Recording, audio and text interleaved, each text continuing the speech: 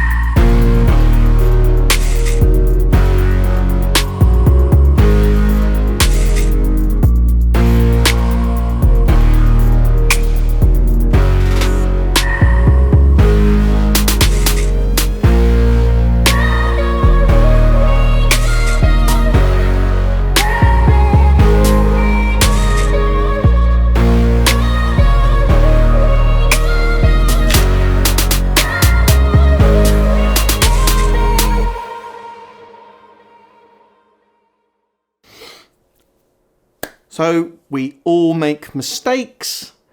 I definitely made my biggest water cooling mistake whilst I built this particular iteration of my SMA A8 build. I really do need to think of a name for this PC. Give your thoughts for that down in the comments below.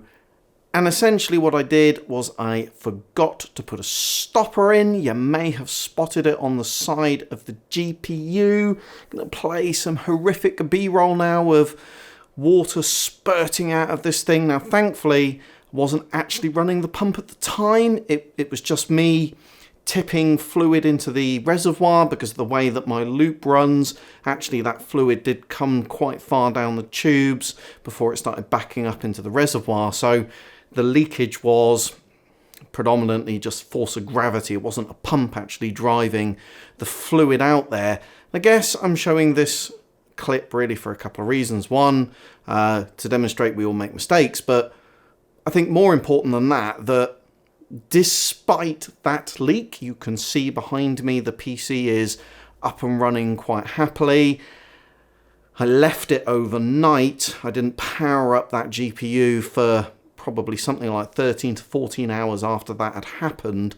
let it dry out thoroughly. I did actually power up the rest of the machine. I've got 2 GPUs in SLI. I just flicked, there's a switch on the Asus Zenith Extreme where you can actually disable certain PCI slots. So switch that off, didn't plug in my PCIe power connectors, let it dry overnight, got the rest of the system booted up and configured and whatnot.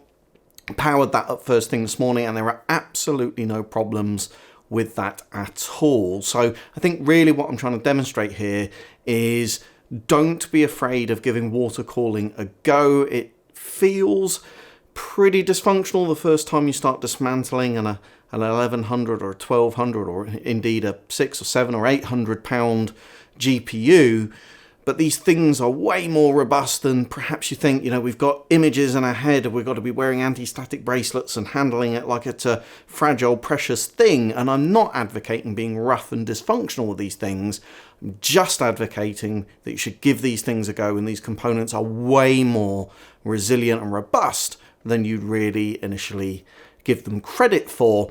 We've also been running some benchmarks on this. So we dropped down on the 3D Mark Hall of Fame, so we've gained some places back up. We were sitting around about 12,100 there or thereabouts on TimeSpy Extreme, which is this DX12 4K beast.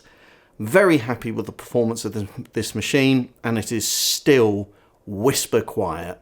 So there we go, guys, another video for you. Hope you've enjoyed it. Please like and share it. Subscribe if you're not, so you don't miss all the great content that's going to be coming. I hope you're really well wherever in the world you are, and I will see you in my next one.